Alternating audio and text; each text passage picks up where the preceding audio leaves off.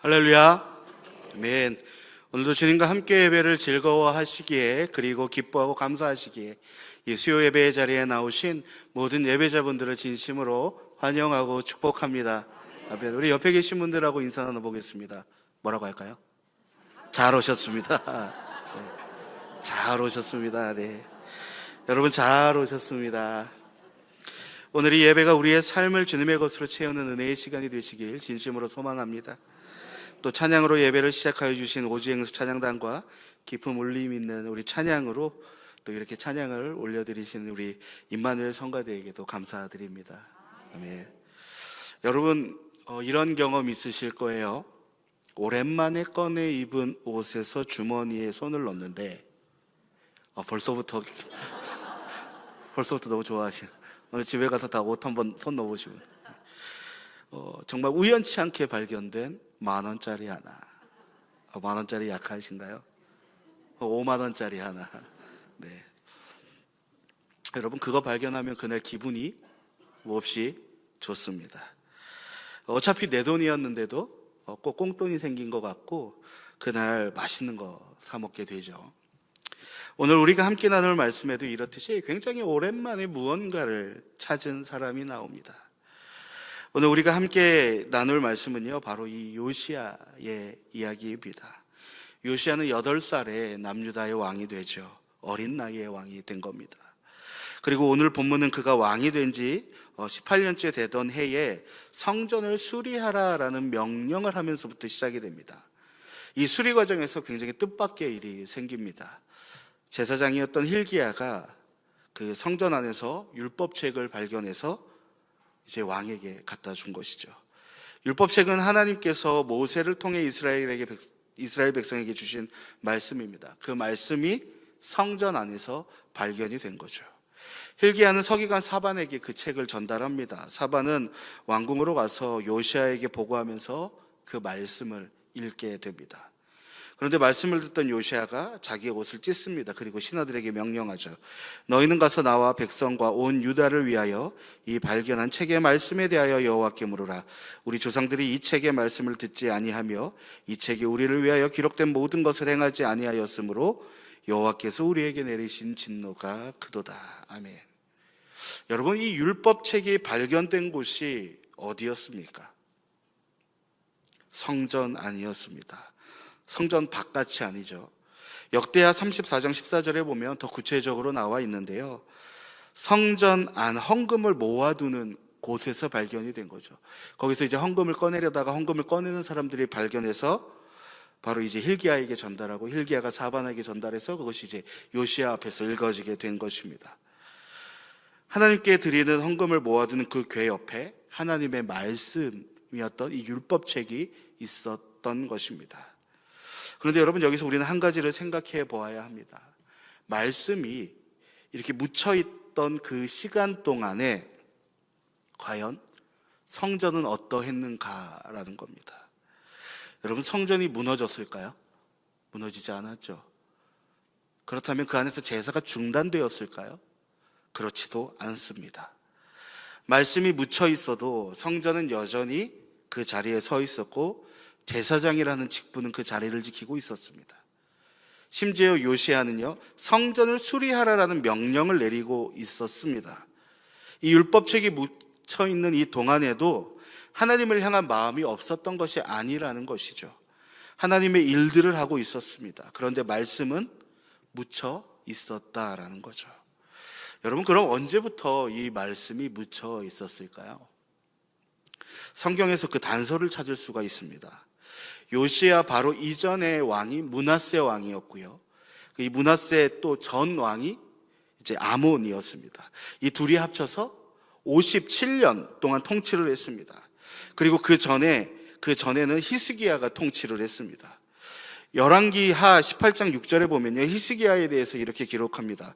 곧 그가 여호와께 연합하여 그에게서 떠나지 아니하고 여호와께서 모세에게 명령하신 계명을 지켰더라.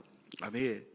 그러니까 히스기야 왕은요, 모세에게 명하신 계명, 그러니까 이 율법을 알고 지켰다라는 겁니다. 그런데 히스기야 다음에 므낫세가 왕이 되죠. 근데 므낫세는요, 이 성전 안에 이방신의 제단을 세웠습니다. 하나님도 섬기고 이방신도 섬겼습니다. 다음 왕이었던 아몬도 마찬가지죠. 하나님의 말씀을 자기 편한 대로 바꾸고 왜곡한 것입니다. 그 기간이 몇 년이었느냐? 57년이라는 거예요. 히스기야 이후 므낫세와 아몬이 통치한 기간이 57년입니다. 그러니까 히스기야 때 알고 지켰던 그 율법책이 므낫세와 아몬을 거치면서 성전 구석으로 밀려나 먼지를 덮게 된 것이죠. 여러분, 근데 그럼에도 불구하고 성전의 건물은 남아 있었고요, 그 안에서 제사장과 서기관이라는 직분도 남아 있었다는 거죠. 말씀이, 율법이 없어도요, 신앙의 형식은 유지되고 있었다라는 겁니다. 그 후에 요시야 때에 hil기야가 이렇게 므낫세와 아몬에 의해서 먼지만 쌓여가던 그 율법책을 발견하게 된 것입니다. 여러분, 발견한 것이 무슨 책이라고요? 율법책이었습니다. 율법. 여러분, 율법이 무엇입니까? 하나님의 법이죠. 하나님 앞에서 이 이스라엘 백성들이 어떻게 살아가야 하는지 삶을 살아가는 방법이 적힌 책이에요. 하나님의 백성답게 하나님 앞에 살아가는 방법이 구체적으로 적힌 책이 바로 이 율법책입니다. 이스라엘 백성이 지켜야 할 하나님이 제시한 삶의 방향이 담긴 것이 바로 이 율법책이라는 거였어요. 그런데 그 방향성이 적힌 책이 어떻게 되었다? 성전 안에 묻혀 있었다라는 거예요. 삶을 살아가는 방법이 묻혀 있었다라는 이야기입니다. 그러니까 말씀 대신에 자기 방식대로 살아간 것입니다. 하나님이 제시한 그 삶의 방향이 아니라 자기들이 편한 방식대로, 방향대로 살아간 것이죠. 므낫세와 아몬이 그랬다는 겁니다. 겉으로는 아무 문제가 없어 보였습니다. 예배는 드려지고 있었고요, 형식은 다 갖춰져 있었습니다. 말씀을 삶의 기준으로 삼지 않아도 소위 이야기하는 이 신앙생활의 모습이 돌아가고 있었다는 거예요. 여러분, 그렇다면 우리도 한번 생각해 보겠습니다. 우리가 지금 여러분 뭐 하고 있죠? 예배 드리고 있죠. 찬양도 합니다. 헌금도 합니다. 말씀도 듣습니다. 그리고 기도도 합니다. 그런데 여러분, 그렇게 이 예배 안에서 들은 말씀이, 내가 부른 찬양이, 내가 드린 기도가 과연 나의 삶에서 여러분 살아 있습니까? 아멘. 나를 변화시킵니까, 여러분? 내가 들은 말씀은 언제까지 내 안에서 여러분 살아가고 있습니까? 여러분, 만약 그렇지 않다면, 말씀이 내 안에서 살아가고 있지 않다라면, 살아있지 않다라면, 그저 형식만 남은 예배, 찬양, 기도라면요, 여러분, 그것은 신앙생활이라고 할 수 없습니다. 그럼 뭐라고 합니까, 그걸? 종교생활이라고 합니다. 종교생활은요, 예배도 드립니다. 기도도 열심히 합니다. 헌금도 합니다. 찬양도 열심히 부릅니다. 하나님의 일도 하고 봉사도 하고 섬김 다 합니다. 그런데요, 말씀이, 그리고 그 모든 행위들이 실제로 내 삶의 기준이 되거나 내 삶을 바꾸지 못하는 것이 바로 이 종교생활이라는 것입니다. 말씀을 듣지만 말씀이 나를 바꾸지 못하고, 말씀을, 그 들은 말씀대로 살아가는 것이 아니라 그 들은 말씀을 내 상황에 교묘하게 맞춰서 그 말씀을 내 뜻대로 해석하는 것이 여러분 종교생활이라는 거예요. 므낫세와 아몬이 그랬던 것처럼 하나님도 섬기고 이방신도 섬기면서 자기들 편한 대로 살아가는 것이 바로 이 종교생활이라는 거예요. 그런데 여러분, 오늘 이 자리에 나오신 저와 여러분은 그것을 원치 않기 때문에 이 자리에 나오신 줄로 믿습니다. 네. 하나님을 더 알고 싶고 하나님 앞에 바로 서고 싶고 말씀대로 살고 싶은 마음이 있기 때문에 여러분 이 자리에서 이렇게 예배하고 있는 줄 믿습니다. 그러니 오늘 이 자리가 우리의 마음을 다시 붙드는 자리가 되기를 진심으로 소망합니다. 말씀이 내 삶 어딘가, 내 마음 한구석 어딘가에 묻혀 있는 것이 아니라 내 안에서 그 말씀이 살아 역사하며 움직이는, 그래서 내 삶에 있어서 나의 기준이 아니라 내 안에 있는 그 살아있는 말씀이 기준이 되어서 정말 하나님 뜻대로 살아갈 수 있는, 말씀을 잊어버리지 않는 우리 모두가 되기를 진심으로 소망합니다. 여러분, 종교 생활이 아니라 신앙 생활을 하는 우리 모든 성도 여러분들 되길 진심으로 소망합니다. 여러분, 오늘 본문에 나오는 요시야는요, 이 율법책을 마주하기 전에 어떤 모습으로 이 이스라엘을 통치하고 있었을까요? 므낫세와 아몬같이 하나님의 말씀을 멀리하던 사람이었을까요? 여러분, 그렇지 않습니다. 요시야는요, 하나님을 몰랐던 사람이 아니었어요. 열왕기하 22장 2절을 제가 읽어보겠습니다. 요시야가 여호와 보시기에 정직히 행하여 그의 조상 다윗의 모든 길로 행하고 좌우로 치우치지 아니하였더라. 아멘. 요시야는요, 이 율법책을 발견하기 전부터 이미 이런 평가를 받고 있던 왕이었어요. 여호와 보시기에 정직하게 행했습니다. 다윗의 모든 길로 행했습니다. 좌로나 우로나 치우치지 않았습니다. 그것이 요시야였습니다.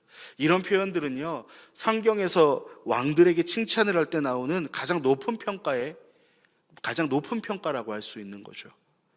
므낫세와 아몬이 57년 동안 하나님의 말씀을 자기 편한 대로 바꾸고 왜곡하고 그 성전의 이방신의 제단을 쌓을 때 그렇게 종교 생활을 하고 했다면, 여러분, 요시야는요, 완전히 그 반대였다라는 겁니다. 하나님을 사랑했고요, 하나님의 일을 했고요, 하나님 앞에 정직하게 살았고요, 좌로나 우로나 치우치지 않고 정직하게 하나님을 향해 걸어가던 것이 요시야였습니다. 이미 하나님께 칭찬받은 왕이었다라는 거죠.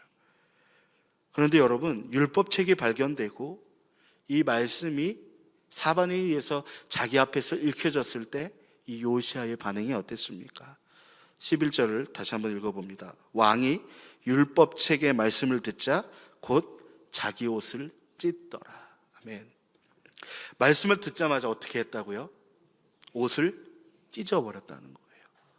여러분, 그때 당시에 옷을 찢는다라는 것이 무슨 표현이죠? 첫 번째로는 굉장히 슬프다라는 뜻이고, 두 번째로는요, 회개의 의미를 담고 있는 것이 바로 그 행위였어요. 옷을 찢는다라는 건요, 슬프고 회개하는 그 마음을 가장 깊게 표현하는 행동이었다라는 겁니다. 단순히 그 말씀을 들어서 감동을 받은 것이 아니고요, 그것을 넘어서서 하나님 앞에 내가 잘못되었다라는 것을 요시야는 온몸으로 표현하고 있었던 것입니다.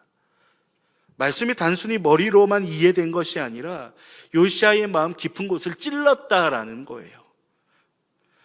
말씀이 요시야의 가장 깊은 곳을 건드려서 회개하게 만들었다라는 겁니다. 그런데 여러분, 요시야가 어떤 왕이라고요?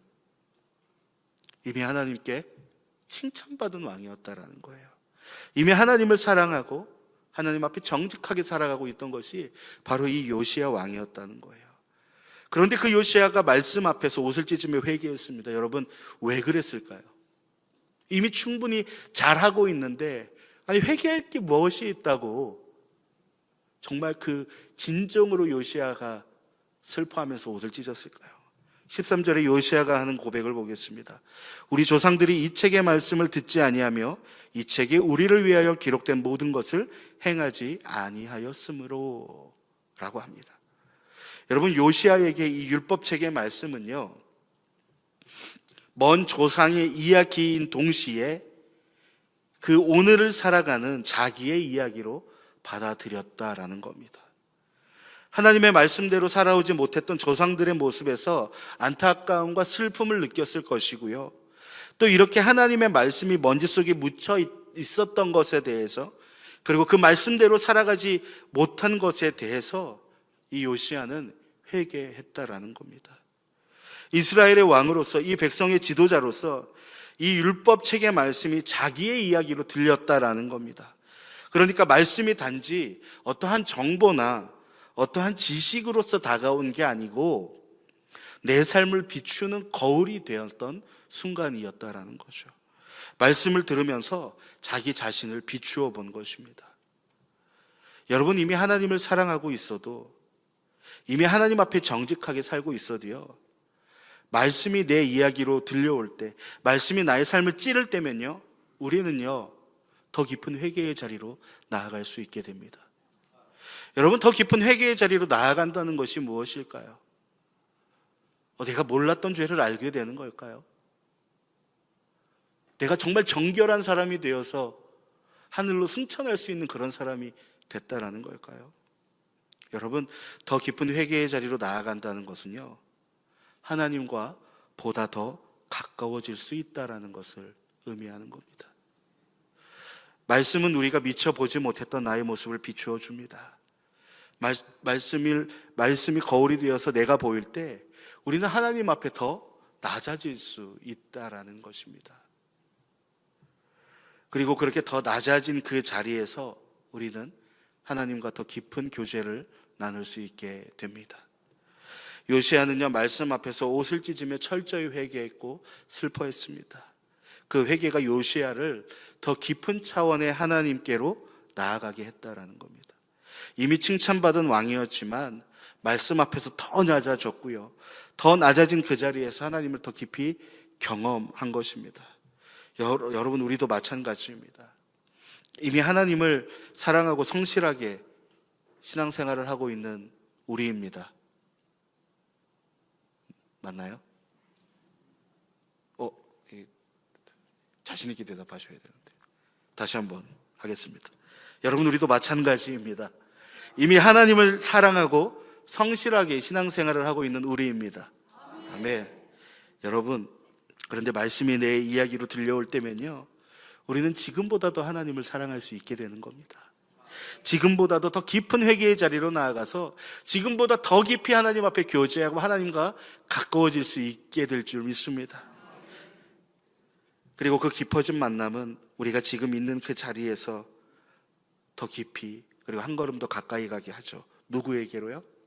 하나님에게로입니다. 여러분, 말씀을 진실하게 온전히 마주한다라는 건요, 하나님께 한 걸음 더 가까이 간다라는 이야기예요. 하지만 중요한 것은 여러분, 말씀 자체가 목적은 아니에요. 단순히 이 말씀을 읽는다고 해서 하나님께로 가까이 가는 것은 아니고요, 말씀을 통해서 우리 하나님이 어떤 분이신가를 더 깊이 알아가는 것이 중요합니다. 그리고 그 말씀이 내게 무엇을 이야기하고 있나 계속해서 묻고 기도하는 것이 중요하다라는 겁니다. 여호와가 말씀 앞에서 옷을 찢을 수 있었던 이유는 말씀을 단순히 들은 것을 넘어서서 진심으로 그 말씀 앞에 자신을 비추어 보았고 말씀 앞에 섰고 그 말씀을 통해 살아계신 하나님을 만났기 때문인 줄 믿습니다. 므낫세와 아몬의 57년은 무엇이었습니까? 말씀을 멀리한 57년이었습니다. 그 결과가 성전 안에 먼지를 담고 있는 율법책이었습니다. 하나님과 멀어진 백성이었습니다. 그런데 말씀이 발견되었을 때, 그리고 그 말씀이 자기 앞에 읽혀졌을 때 요시야는 옷을 찢었습니다. 이미 하나님을 사랑하고 칭찬받는 왕이었지만 말씀을 온전히 마주할 때 하나님께서 요시야를 더 깊은 만남의 자리로 이끌어 주신 것입니다. 여러분, 오늘 이 자리에서 결단하셨으면 좋겠습니다. 므낫세와 아몬처럼 말씀을 구석으로 미뤄두고 신앙생활을 가장한 그런 종교 생활을 하는 것이 아니라요, 요시야처럼 진실하게 말씀 앞에 서며 말씀을 내 이야기로 받고 또한 나의 옷을 찢고 진정 주님을 내 삶에서 만나고 내가 아니라 주님의 말씀대로 살아가기를 결단하는 그러한 신앙생활을 할 수 있는 우리 모든 온천제일의 성도 여러분들 되길 진심으로 소망합니다. 여러분, 이렇게 요시야가 말씀 앞에서 옷을 찢고 난 이후에는요, 요시야가 무엇을 할까요? 요시야는 모든 백성을 성전 앞에 모아서 자신이 그렇게 들었던 것처럼 이 율법책을 직접 낭독합니다. 그리고 하나님 앞에 언약을 세웁니다. 그리고 마음을 다하고 뜻을 다하여 여호와께 순종하고 말씀대로 살겠다고 고백했습니다. 그리고 성전과 유다 전역에 있던 우상들을 직접 나서서 제거하는 대대적인 종교 개혁을 단행했습니다. 사사시대 이후 처음으로 유월절도 회복했습니다. 열왕기하 23장 25절에 요시아에 대한 최종 평가가 나옵니다. 요시아와 같이 마음을 다하며 뜻을 다하며 힘을 다하여 모세의 모든 율법을 따라 여호와께로 돌이킨 왕은 요시아 전에도 없었고 후에도 그와 같은 자가 없었더라. 아멘. 말씀 앞에서 옷을 찢은 그 회개가요, 삶을 바꾸었습니다. 회복된 말씀이 요시아를 바꾸었고요, 요시아가 바뀌니 백성들이 바뀝니다. 또한 백성이 바뀌니 무엇이 바뀝니까?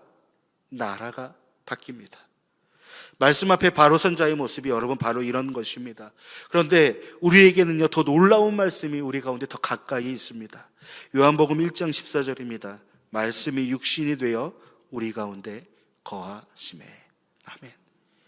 요시아 시대의 성전 안에서 먼지를 덮고 있던 율법책이 발견되었지만, 요시아 시대 때는 그 율법책이 발견되었지만요, 우리의 삶에는요, 오늘을 살아가는 우리들에게는요, 누가 있습니까? 말씀이 육신이 된 예수님이 우리 가운데 거하고 계십니다. 그 예수님은요, 우리가 하나님 앞에 나아갈 수 있는 길이 되어주셨습니다. 내가 곧 길이요 진리요 생명이니 나로 말미암지 않고는 아버지께로 올 자가 없느니라. 아멘. 여러분, 오늘 우리가 말씀 앞에 서는 것은요, 단순히 성경 지식을 쌓는 것이 아닙니다. 단순히 어떠한 정보를 취득하기 위해서 우리가 말씀을 읽고 있는 것이 아니고 말씀을 나누고 있는 것이 아닙니다.